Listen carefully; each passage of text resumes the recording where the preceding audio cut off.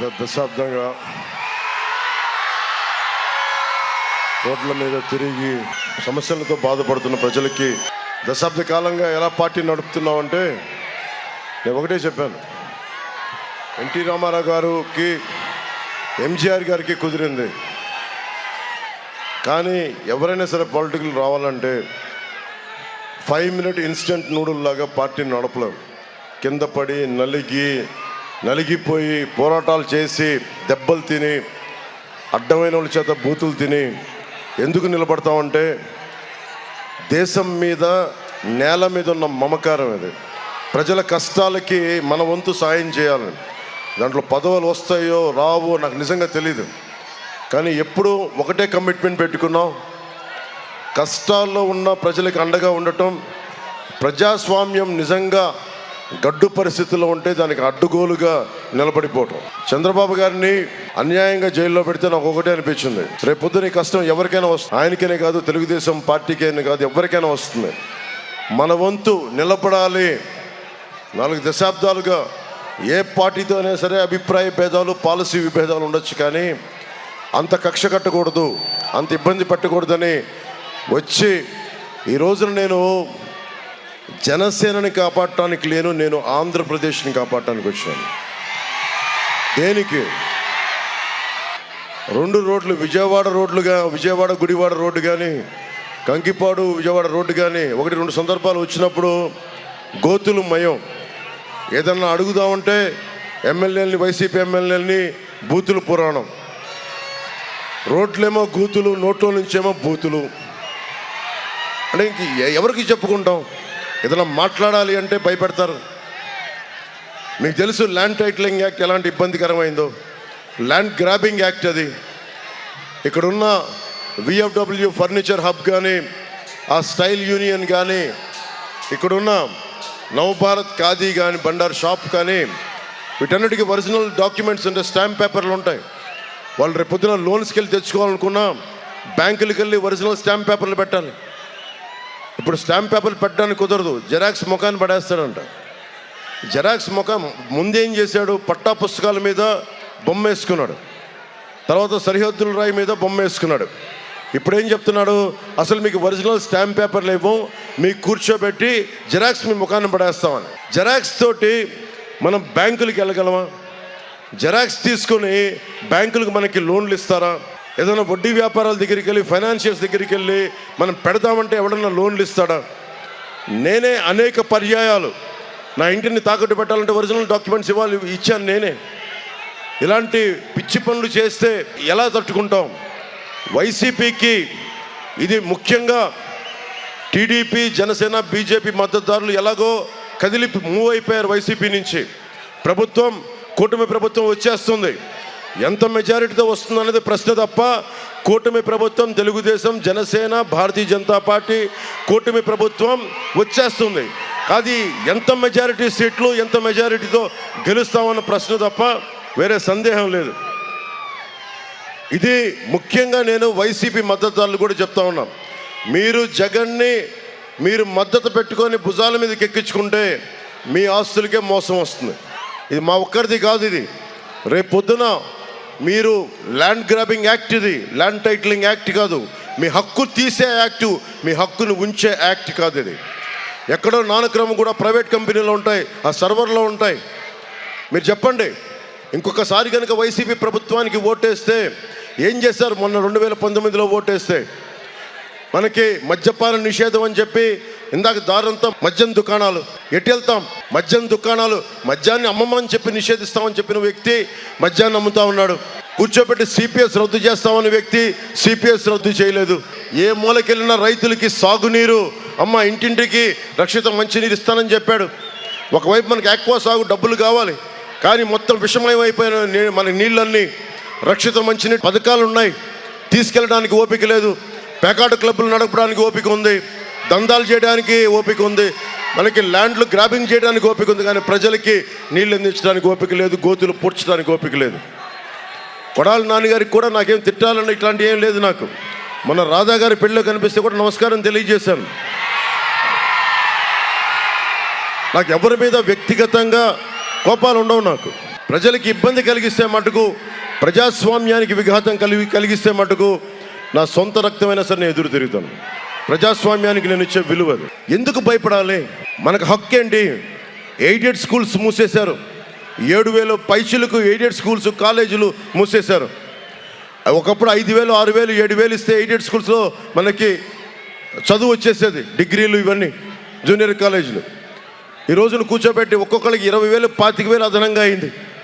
60,000 మంది పైచీలుగా 5 సంవత్సరాల నుంచి 18 సంవత్సరాల బిడ్డలు చనిపోయారు. ఒకడు మాట్లాడలా. 30,000 మంది ఆడపిల్లలు అదృశ్యం అయిపోతే ఒక ప్రెస్ స్టేట్మెంట్ ఇవ్వడం. దాదాపు 3,000 కౌలు రైతులు చనిపోతే దానికి ఏం చేయరు. ఎక్కడా కనీసం కాలువల్లో పూడికలు కూడా తీయరు. ఎన్ని వేల ఎకరాలు, ఎన్ని లక్షల ఎకరాలు ఒక్కొక్క నియోజకవర్గంలో కేవలం కాలువల్లో పూడికలు తీయక సరైన సాగు జరగట్లేదు. వరి దిగుబడి తగ్గిపోయింది మొట్టమొదటిసారిగా. ఒకప్పుడు తెలంగాణలో వరి లేని తెలంగాణలో వరి అధికంగా ఉంటే ఈ రోజున మనకి దాదాపు 10 నుంచి 12 లక్షల దిగుబడి తగ్గిపోయింది. అంత దిగజారిపోయింది. రైతులు క్రాప్ హాలిడే ప్రకటించే పరిస్థితి. ఇవన్నీ మారాలి అంటే ఈ రోజున నేను మీకు మాటిస్తున్నా, వెనిగండ్ల రాము గారికి తెలుగుదేశం సైకిల్ గుర్తు మీద ఓటేయమని అడుగుతా ఉన్నాను. 2019 ఎన్నికల్లో వెనిగండ్ల రాము గారు, అది కొడాలి నాన్నగారు ఓడిపోయిన తర్వాత వేయండి, చాలా అందంగా ఉంటుంది.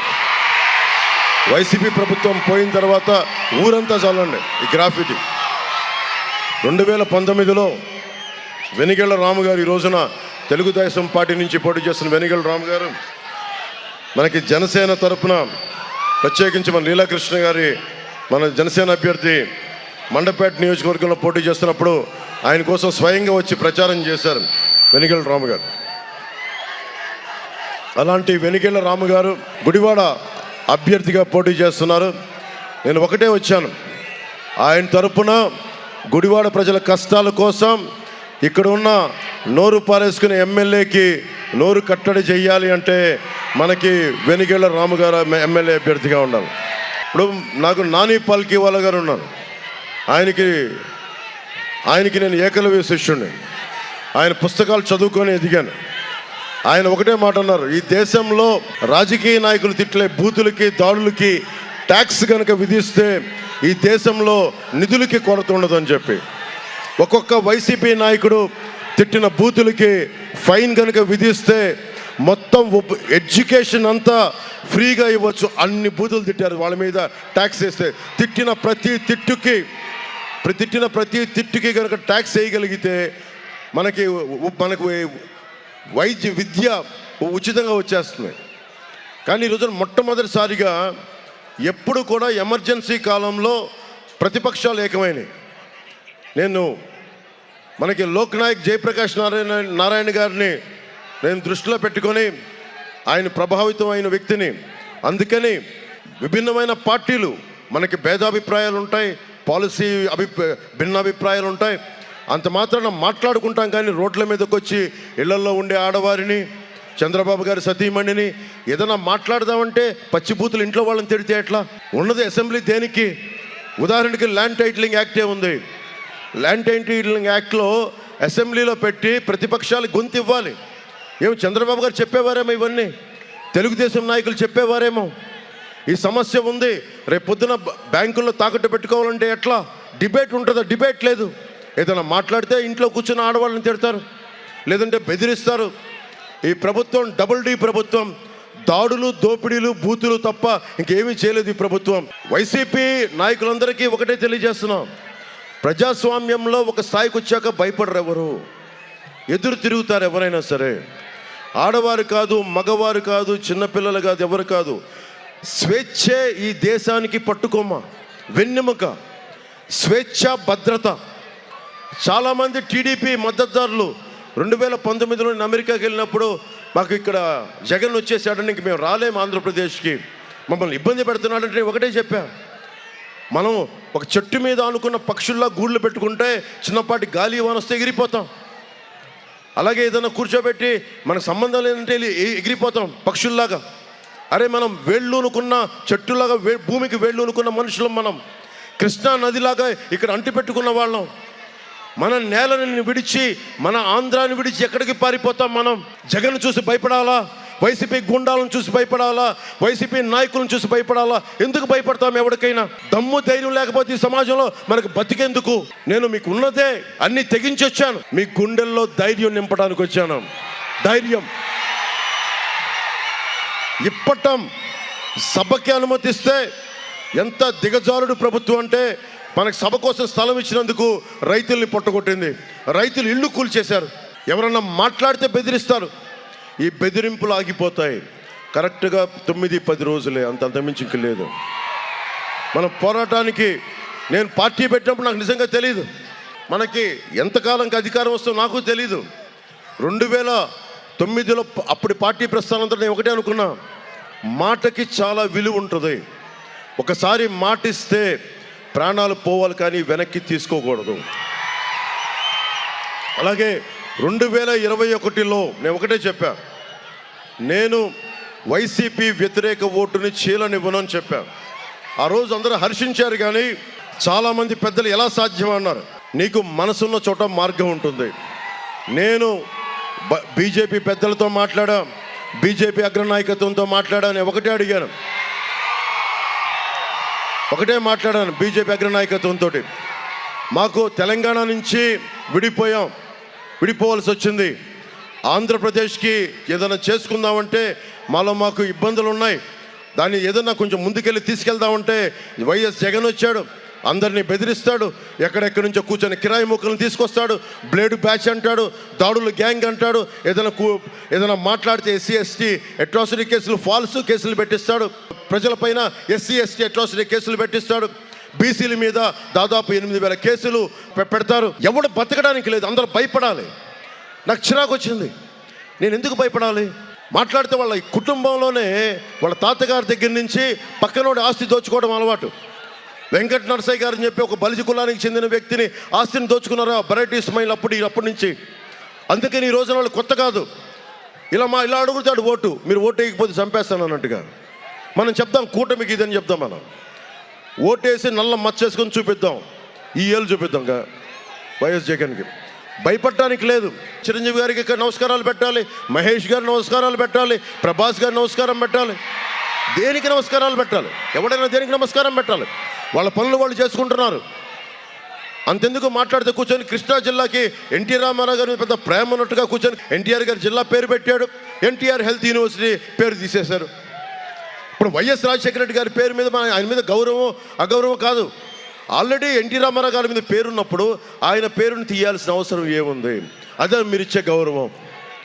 అరే, ఈ రాష్ట్రానికి తెలుగు అనే ఒక ఉనికిని తెచ్చిన మహానుభావుడు, గొప్ప వ్యక్తి అయినా కనీసం అంత మాత్రం గౌరవం ఇవ్వలేవా? మీ నాన్నగారిని తగ్గించట్లా, కానీ మీ నాన్నగారి కంటే ముందు చాలా మహానుభావులు వచ్చారు. వైఎస్ జగన్ గుర్తుపెట్టుకోవాల్సింది, ఈ నేల ఉంది అంటే ఒక పొట్టి శ్రీరాములు గారు, వైశ్య కులానికి చెందిన పొట్టి శ్రీరాములు ఆత్మ బలిదానం చేస్తే ఈ నేల వచ్చింది. అది మర్చిపోకూడదు వైఎస్ జగన్. అందరం కూడా ఎవరైతే బలిదానాలు చేశారో, ఎవరైతే త్యాగాలు చేశారో పథకాలకి వాళ్ళ పేర్లు పెట్టుకుంటాం.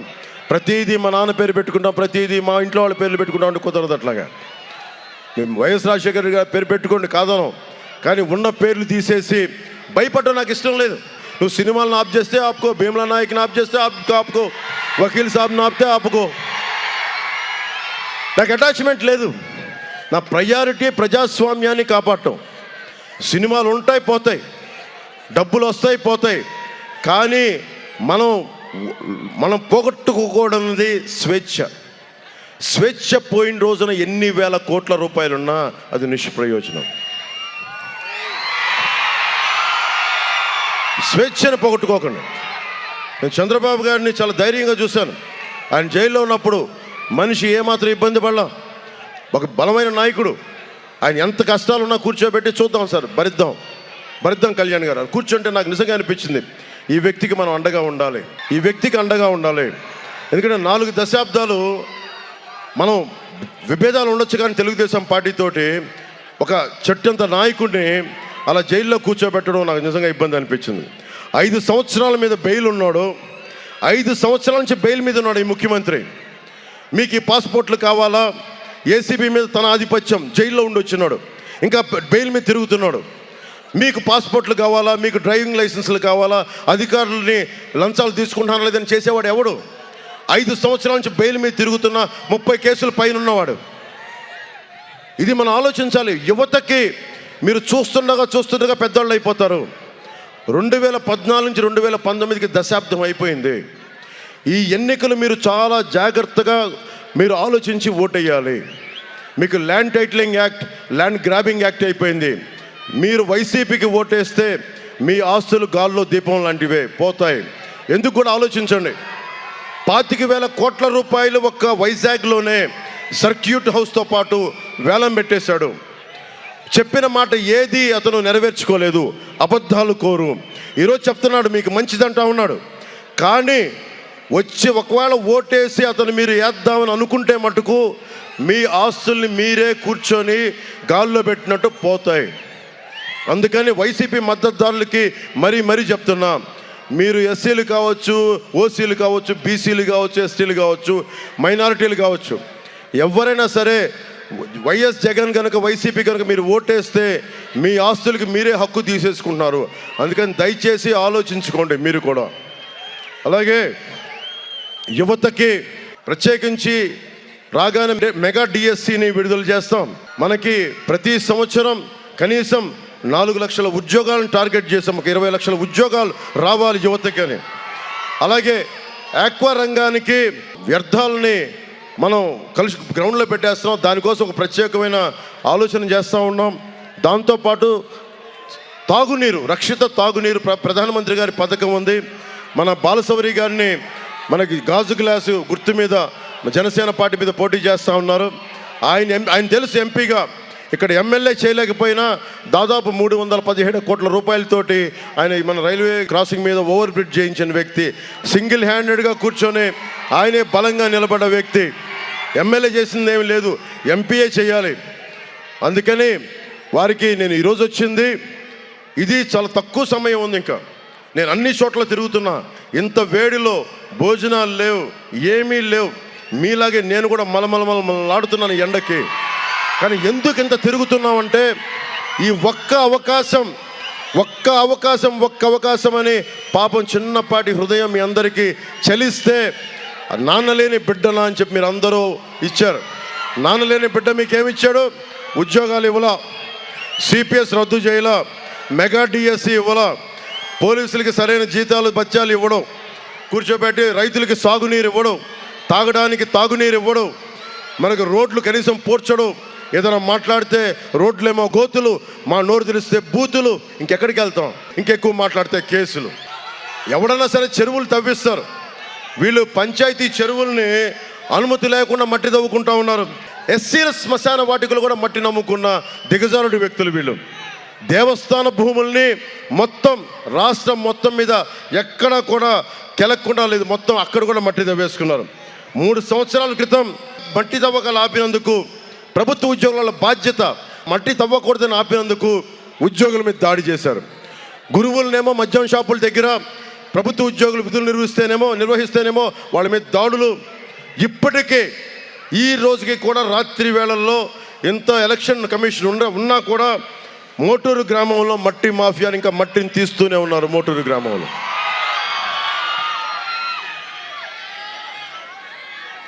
మీకోసం నిలబడే వ్యక్తులు కావాలి.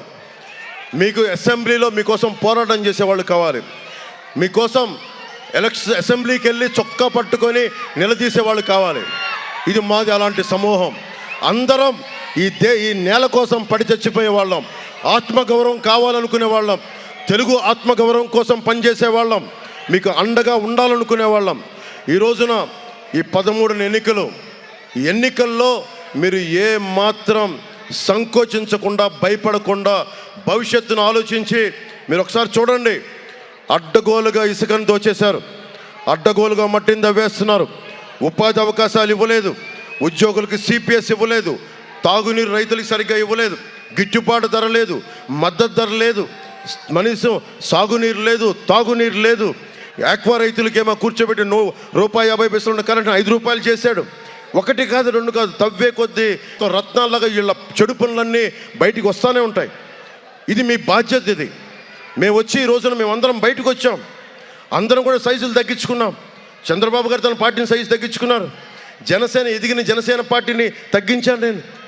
బీజేపీ అసలు రావాలా వద్దా అంటే కేంద్ర నాయకత్వం ఒప్పించాను. ఇందరం కూడా ఆంధ్రప్రదేశ్ తెలంగాణ నుంచి విడిపోయిన తర్వాత బాగుండాలని ఒకే ఒక ఆకాంక్ష తప్ప ఇంకే స్వార్థం లేదు.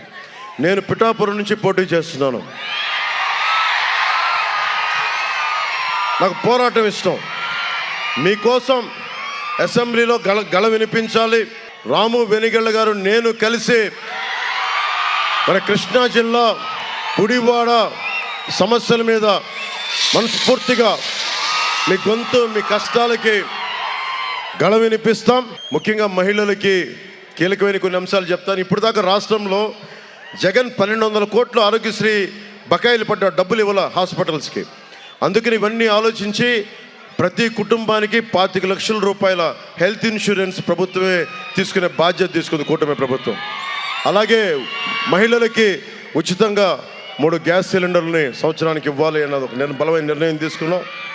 అలాగే ఉద్యోగులకి సకాలంలో జీతాలు, పోలీసులకి అలాగే హోంగార్డ్స్ కూడా ప్రత్యేక శ్రద్ధ తీసుకొని హోంగార్డులు పరిస్థితులను కూడా అర్థం చేసుకుని వారికి అండగా నిలబడతాం. రైతాంగానికి కాలువల్లో పుడికలు తీయించడం, అలాగే సాగునీరు, చిన్న చిన్న మైనర్ ఇరిగేషన్ ప్రాజెక్ట్స్ అన్నిటి కూడా నిర్వహణలు సమర్థవంతంగా చేసేలాగా, అలాగే ముఖ్యంగా ఉపాధి అవకాశాలు వచ్చేలాగా, ఇంతమంది యువతకి ఉపాధి అవకాశాలు రావాలంటే బలమైన ప్రభుత్వాలు ఉండాలి, దానికి అండగా ఉంటాం. అలాగే దివ్యాంగులకి ఎక్కడికి వెళ్ళినా సరే పాపం ఇబ్బంది పడుతూ ఉంటారు. వైసీపీ ప్రభుత్వం దివ్యాంగులు కూడా భయపడుద్ది. అలాంటి దివ్యాంగులకి 6,000 రూపాయలు నెలకి కూటమి ప్రభుత్వం అందించబోతుంది. మనకి నడవలేని వాళ్ళు, మంచానికి అతుక్కుపోయిన వాళ్ళ దివ్యాంగులు లాంటి పరిస్థితులకి 15,000 రూపాయలు నెలకి అందించాలని కూటమి ప్రభుత్వం నిర్ణయం తీసుకుంది. అలాగే తలసీమియా లాంటి వ్యాధిగ్రస్తులకి నెలకి 10,000 రూపాయల చొప్పున అందించాలని కూడా నిర్ణయం తీసుకుంది. మీ అందరికీ వీటన్నిటికంటే మించి పనిచేసే వాళ్ళం, బూతులు తిట్టేవాళ్ళం కాదు. మీరు ఏదైనా తిడితే మాకు పని అవ్వలేదని మీరు తిడితే భరించేవాళ్ళం. అందుకని ఈ బూతులు తిట్టే ప్రభుత్వాన్ని, గోతులు తీసే ప్రభుత్వాన్ని వదిలి గోతులు పూడ్చే ప్రభుత్వాన్ని, బూతులు తిట్టే వాళ్ళని లాగిపెట్టి మోకాళ్ళ మీద కూర్చోబెట్టే ప్రభుత్వాన్ని తీసుకొస్తామని తెలియజేస్తూ, ఆడబిడ్డలకి ధైర్యం, ఆడబిడ్డలకు ఉపాధి అవకాశాలు అందరికీ సమానంగా చూసే బాధ్యత గల ప్రభుత్వం రాబోతుంది కొద్ది రోజుల్లో. దాంట్లో భాగంగా బాలశౌరి గారు గాజు గ్లాస్ గుర్తు మీద మీరు జనసేన పార్టీ మీద ఎంపీ అభ్యర్థిగా పోటీ చేస్తున్నారు. సోదరులు వెనిగళ్ళ రాము గారు తెలుగుదేశం సైకిల్, కొత్త మోడర్న్ సైకిల్, అది కొత్త సైకిల్ మీద వస్తున్నారు. తొక్కుకుంటూ వెళ్ళిపోతారు, విజయం సాధిస్తారు. బూతులు తిట్టే వాళ్ళని ఆయన ఒంటి చక్రం లేపి మరి కొట్టుకొని ముందుకెళ్తారు.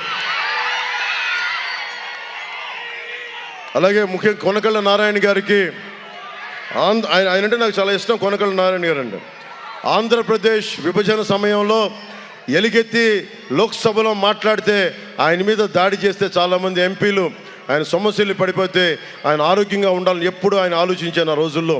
ఈరోజు వారు పుట్టినరోజు. ఈ రోజున వారికి పాట పాడాలని ఉంది, కానీ happy birthday to you Konakalla Narayana గారని నా గొంతు బాగలేదు, అందుకని వారికి నా పుట్టినరోజు శుభాకాంక్షలు తెలియజేసుకుంటా ఉన్నాను.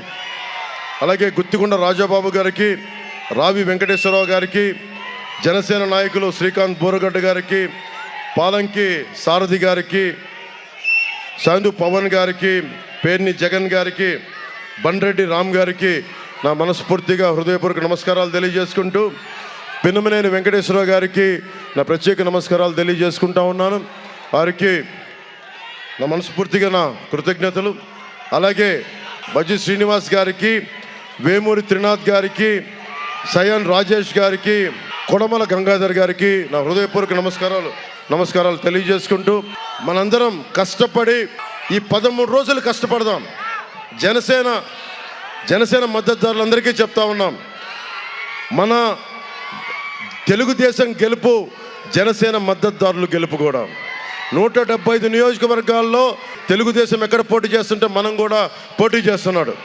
భారతీయ జనతా పార్టీ ఎక్కడ పోటీ చేస్తుందో మనం పోటీ చేస్తున్నట్టు అందరం ఒక సమిష్టిగా ముందుకు తీసుకెళ్తున్నాం. దీంట్లో ఓటు చీలకుండా గాజు గ్లాసు గుర్తులేకపోయినా అక్కడ జనసేన మద్దతుదారులందరూ, జన సైనికులు, వీర మహిళలు, ప్రత్యేకించి అక్కడ మన అభ్యర్థులు ఎవరున్నారో కూటమి అభ్యర్థులు, వారికి బలమైన మెజారిటీ, మన ఓటేసి బలమైన మెజారిటీతో గెలిపించవలసిందిగా మనస్ఫూర్తిగా కోరుకుంటూ, వస్తుంది మన కూటమి ప్రభుత్వం, అధికారం పీఠం మనదే. ఈ అవినీతి వైఎస్ అవినీతి కోటల్ని బద్దలు కొడతామని తెలియజేసుకుంటూ, వీళ్ళ బూతులకి, వీళ్ళ గోతులకి శ్మశానాలు కడతాం, గోరీలు కడతాం వీళ్ళు బూతులకి. మనస్ఫూర్తిగా మీ అందరికీ ధన్యవాదాలు తెలియజేసుకుంటూ, జూనియర్ ఎన్టీఆర్ గారి ఫోటోగ్రాఫ్ చూపిస్తూ ఉన్నారు, రంగా గారి ఫోటోగ్రాఫ్ చూపిస్తూ ఉన్నారు. మీ అందరికీ, రంగా గారి అభిమానులకి, జూనియర్ ఎన్టీఆర్ గారి అభిమానులకి, అందరి హీరోల అభిమానులకి ప్రత్యేకించి నా ధన్యవాదాలు తెలుపుకుంటూ, భగీరథ మహర్షి జెండాలు ఎగురుతూ ఉన్నాయి, చాలా ఆనందంగా ఉంది. పోలవరం పూర్తి చేస్తాం, నేను మీకు మాట ఇచ్చాను. పోలవరం పూర్తి చేసే బాధ్యత, అన్ని నదులని అనుసంధానం చేయడానికి ఒక తరం కష్టపడతాం. 2047కి మనం ప్రపంచంలోనే అగ్రగామి భారత్గా మనం రెపరెపలాడతాం. అక్కడ భగీరథుడి జెండా, భగీరథుడి మహర్షి జెండా ఎలా రెపరెపలాడుతుందో మన భారతదేశపు జెండా కూడా రెపరెపలాడిస్తామని తెలియజేసుకుంటూ సెలవు తీసుకున్నాను. మీ అందరికీ పేరు పేరున ధన్యవాదాలు తెలుపుకుంటూ,